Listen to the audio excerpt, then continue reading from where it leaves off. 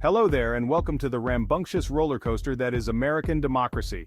Buckle up, Buttercup, because this ride is full of twists, turns, and enough loopholes to make a Swiss cheese blush. We've got more checks and balances than a bank teller with OCD, and enough political jargon to make your head spin faster than a politician on a fundraising spree. It's a system so beautifully messy, so wonderfully weird, that you can't help but laugh, and then maybe cry a little. But hey, who are we kidding? We wouldn't have it any other way.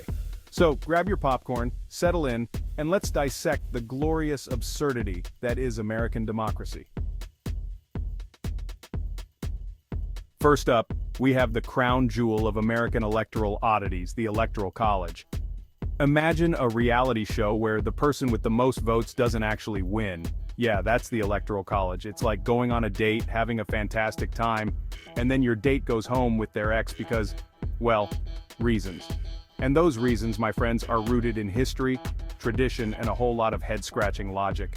The Founding Fathers, in their infinite wisdom, decided that the American people couldn't be trusted to choose their own leader directly. They feared the tyranny of the majority, you see, so they created the Electoral College, a system where each state gets a certain number of electors based on its population. The candidate who wins the most votes in a state generally wins all of that state's electoral votes. It's a winner-take-all system in most states, which can lead to a candidate winning the presidency without winning the popular vote. Because democracy. Next on our tour of democratic dysfunction, we have Congress, a place where bills go to die and progress takes a backseat to partisan bickering. It's like a middle school dance, but with fewer hormones and more geriatric yelling. You've got two main groups, the Democrats and the Republicans, locked in a perpetual game of tug-of-war, with the American people stuck in the middle. Each side digs in its heels, refusing to budge an inch, even if it means the entire country falls into a legislative abyss. And don't even get me started on the filibuster, a procedural tactic in the Senate that allows a single senator to hold the entire legislative process hostage. It's like giving a toddler a megaphone and a veto button. The result? Gridlock, stagnation, and a government that often seems more interested in scoring political points than actually governing. But hey, at least they look very distinguished in their suits, right? Now, let's talk about campaign finance, the magical system where money talks, politicians listen, and the rest of us are left wondering if democracy is just a game for the super rich. Imagine a game of Monopoly where the players can just keep writing themselves checks from the bank. That's essentially what's happening in American politics today. Thanks to a series of Supreme Court decisions that would make even the most seasoned legal scholar scratch their head, corporations and wealthy donors can pour unlimited amounts of money into political campaigns, often through shadowy groups with names like Americans for a Better Tomorrow or Citizens for Common Sense. The result? Politicians spend more time courting wealthy donors than they do listening to their constituents. And the issues that matter most to ordinary Americans, like healthcare, education, and climate change, often take a back seat to the concerns of the highest bidder. But hey, at least we can all sleep soundly at night knowing that our elected officials are beholden to... Section 5. Gerrymandering. Because drawing fair lines is apparently rocket science. Next up, we have gerrymandering, the fine art of manipulating electoral districts to give one party an unfair advantage. Imagine a child's drawing of a cat, but instead of whiskers, it has tentacles that snake out and engulf nearby houses. That's what gerrymandering looks like on a map. Using sophisticated software and good old-fashioned political chicanery, both Democrats and Republicans have become masters at drawing district lines that resemble abstract art more than they do sensible geographical boundaries. The goal? To pack as many voters from the opposing party into as few districts as possible, while spreading their own voters out to maximize their chances of winning. The result is a system where politicians are often choosing their voters, rather than the other way around. And the voters who are most often left out in the cold? Minorities, the poor, and anyone else who doesn't fit neatly into the political boxes drawn by those in power. But hey, at least it makes... Section 6.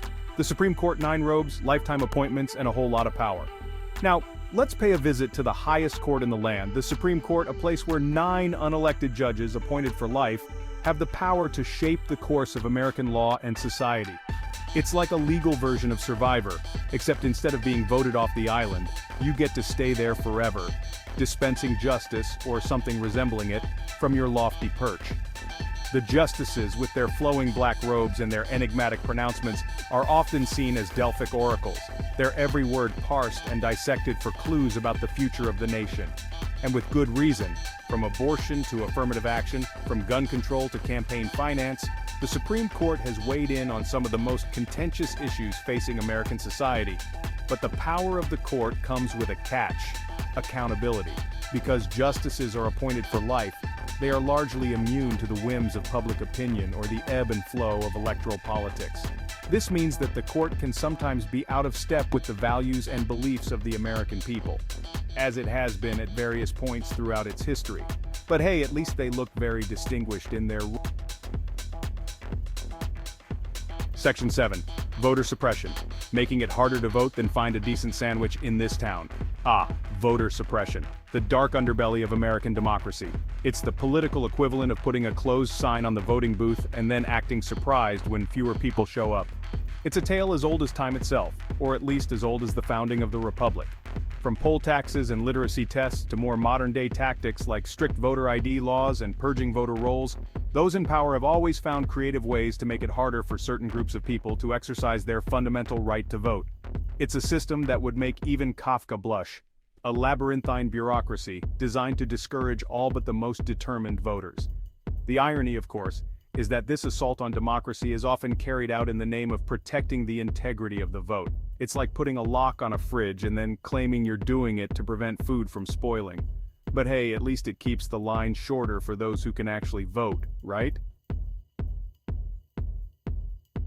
Section 8. The two-party system. It's like choosing between a Cheeto and a Dorito. And finally, we come to the two-party system, the political equivalent of being stuck in a bad marriage where you can't get a divorce. You've got two options: the Democrats, the party of the donkey, or the Republicans, the party of the elephant. One is slightly less orange than the other, but they both leave you feeling kind of empty inside.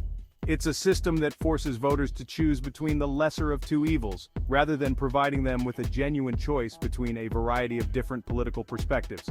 It's like going to a restaurant and being told you can have either a cheeseburger or a hamburger, but no veggie burgers, no salads, and definitely no tofu scramble. The result is a political system that is often gridlocked, polarized, and out of touch with the needs of ordinary Americans. But hey, at least it's simple, right?